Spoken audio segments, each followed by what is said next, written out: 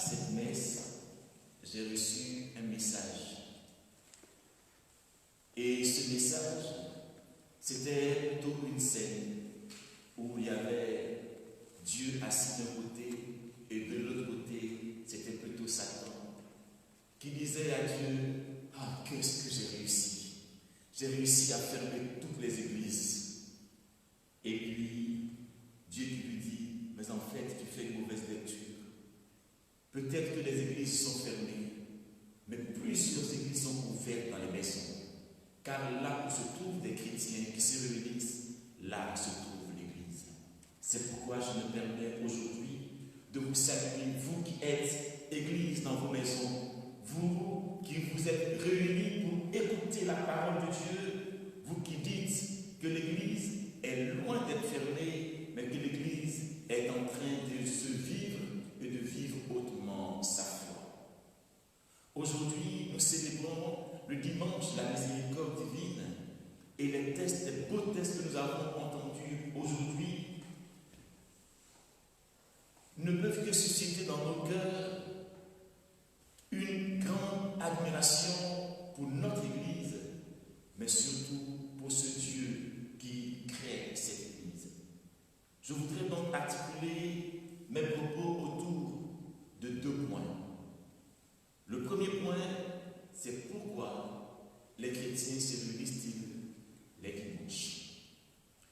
Le deuxième point, c'est comment les apôtres eux-mêmes ont vécu de la miséricorde de Dieu et quelle est la conséquence pour vous et moi aujourd'hui.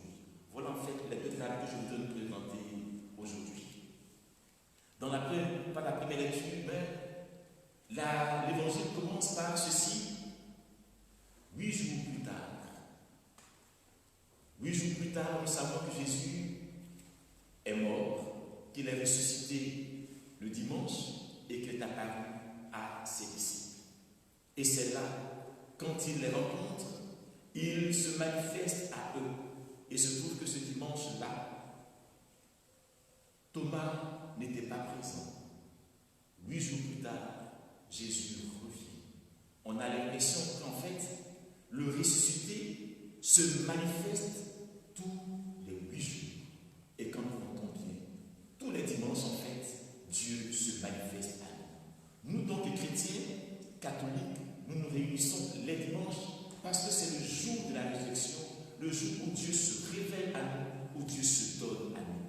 Ce n'est donc pas un jour comme les autres. C'est pourquoi même dans la liturgie du carême, on compte les 40 jours, mais on ne compte pas le dimanche, parce que le dimanche reste toujours le jour de la résurrection, le jour de la manifestation de l'amour de Dieu pour chacun. Le dimanche est donc le jour où Dieu se donne à nous, où le ressuscité vient à la rencontre de l'homme, vient à la rencontre des fidèles. Mais attention, ce qui fait la particularité du dimanche, ce n'est pas d'abord l'Eucharistie.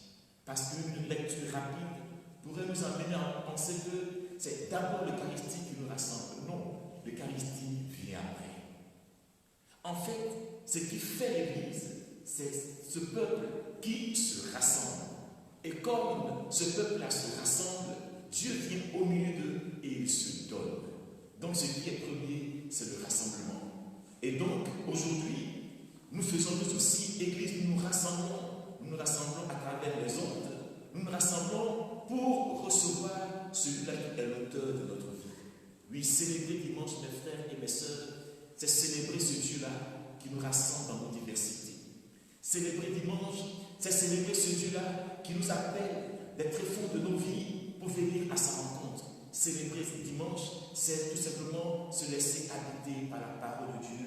Et je pense que c'est ce que vous faites dans vos familles, lorsque vous lisez l'Évangile, lorsque vous commentez l'Évangile, lorsque vous partagez la parole de Dieu, Dieu est présent. Car là où la parole de Dieu est proclamée, Dieu aussi est présent. Nous les chrétiens, donc, nous avons la joie de nous retrouver le dimanche. Et dans le Didaché, il est écrit que le dimanche, ou bien quand nous nous retrouvons dans les assemblées, il ne doit pas être triste. Celui qui est triste doit normalement aller se confesser parce que c'est un péché. Mais c'est vrai, mes frères et mes sœurs. Nous ne pouvons pas être tristes le dimanche parce que Christ est mort et il est ressuscité. Si donc Christ est mort et ressuscité,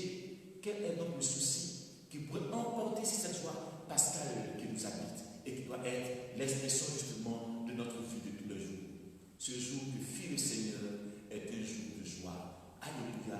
Et le dimanche est pour nous jour de fête, jour de joie.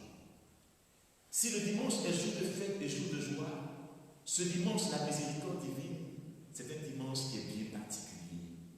Il est particulier parce que toute la liturgie va mettre l'accent sur ce Dieu et sa miséricorde.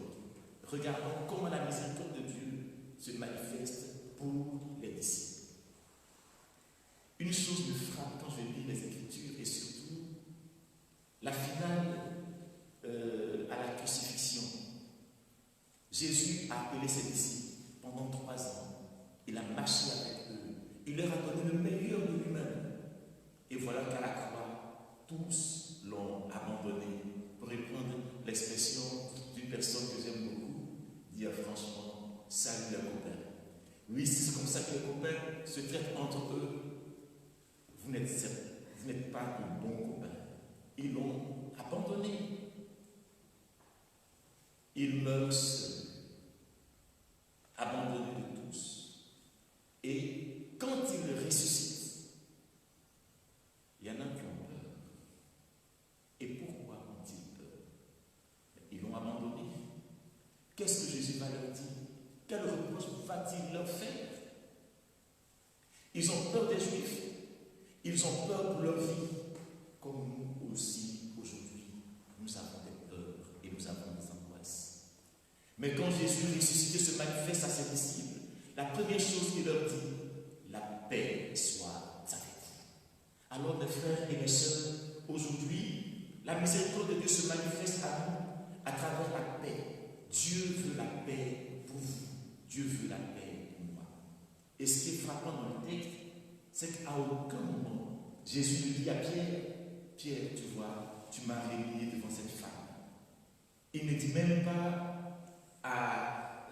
aux autres disciples, voilà, vous m'avez abandonné. Il ne fait aucun reproche. Il s'expérimente la miséricorde de Dieu. Dieu va au-delà. Il va au-delà de nos actes, au-delà de tout ce que nous avons pu faire. Dieu nous aime tellement que nos actes ne peuvent jamais limiter son amour pour lui.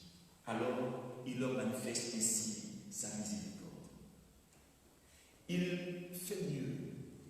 Non seulement il leur pardonne leur faiblesse, mais il leur confie une mission. Comme le Père m'a envoyé, moi aussi je vous envoie. Il leur renouvelle en même temps sa confiance, alors qu'il sait que ce sont des personnes qui sont fragiles, qui sont faibles, qui ne peuvent même pas tenir. Et pourtant il leur dit, recevez mon esprit, comme le Père m'a envoyé, moi aussi je vous envoie. Oui, la miséricorde de Dieu, mes frères et mes sœurs, dépasse tout ce que nous pouvons imaginer de Dieu. Et j'aime toujours reprendre cette partie-là du Père prodigue. Quand je commence cet évangile avec les enfants de la catéchèse, j'aime souvent dire, le Père le vit, il courut vers lui, il sauta à son cou et les enfants complètent et il l'étrangla.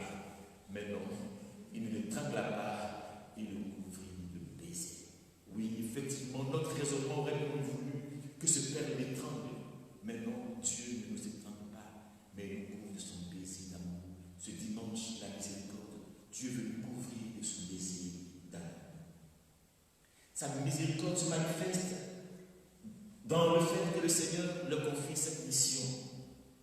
Mais cette miséricorde, en fait, se manifeste aussi dans la patience que Dieu a pour chacun de nous et pour chacun de ses disciples. Dieu est patient et il est un signe éclatant qui ne disparaîtra jamais. C'est le signe de la croix. Car sur la croix, les bras du Seigneur sont ouverts. Ces bras disent la patience de Dieu, ce Dieu qui nous accueille, quel que soit là où nous en sommes. Il est toujours ouvert pour nous accueillir. Et le pape François nous disait, Dieu ne se lasse jamais de nous pardonner. C'est nous en fait qui nous lassons d'aller vers lui. Dieu n'est jamais fatigué de nous pardonner toutes les fois que nous nous retournons vers lui.